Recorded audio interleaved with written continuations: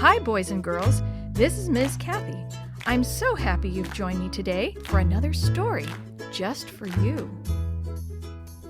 Do not be anxious about anything, but in everything, by prayer and petition, with thanksgiving, present your requests to God. Philippians 4:6. Malcolm's Mystery Train by Edgar A. Warren.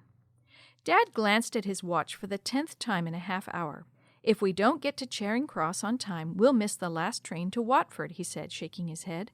What will we do then? Malcolm asked. I guess we'll have to spend the night at Euston Station. They have a very comfortable waiting room. But Malcolm didn't want to spend the night in a train station. He wanted to sleep in his own bed, especially after a long day of fun at the beach. That morning, Malcolm and his mom and dad had traveled all the way from Watford, England, to the Kent coast to spend the day by the sea. Now they were on their way back home. The train they were on would take them to Charing Cross. Then they would have to walk 2 miles to the Euston Station to catch the train to Watford. But something was wrong. Although they were traveling the longest straight stretch of track in the British Isles, the brakes on the train would go on every few minutes and the train would stop. Even when the train did get going, it traveled very slowly until it stopped again. Malcolm was so tired that he couldn't keep his eyes open any longer. Soon he fell asleep with Dad's arm around him. Will we make it, Dad? Malcolm asked as soon as he woke up. Again, Dad looked at his watch. We might, he replied. I'm praying that we'll catch the last train from Euston, Malcolm announced. What time does it leave? Midnight, son. According to the timetables, there's nothing after that on a Sunday night. Malcolm sighed, because just then the engineer applied the brakes again. At the rate they were going, it was obvious that they wouldn't make it on time. Just as they feared, they arrived very late at Charing Cross, so late, in fact, that the last Euston train had already left. But as cheerfully as possible, they walked along the deserted streets until they arrived at the Euston Station and found the waiting room Dad had mentioned.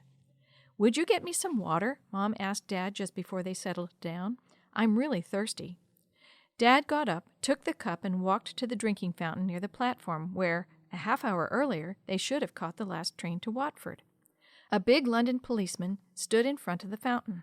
Excuse me, sir, I'd like a cup of water, Dad said to him.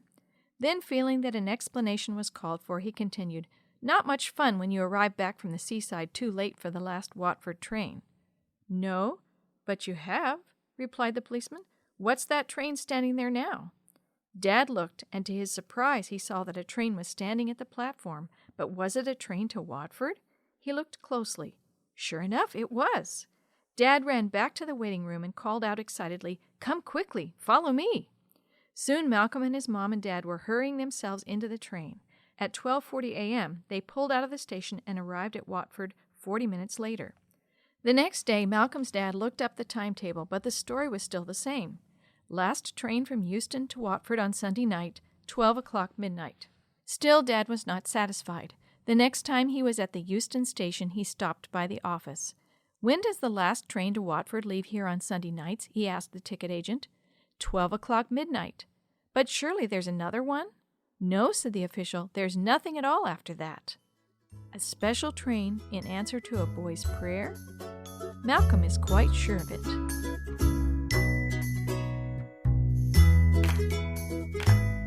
The story you have heard today is from God's Greatest Stories, written by various authors and compiled by Randy Fischel, and used with permission from the Pacific Press Publishing Association. If you're interested in any other books published by the Seventh-day Adventist Church, please visit AdventistBookCenter.com or call 1-800-765-6955.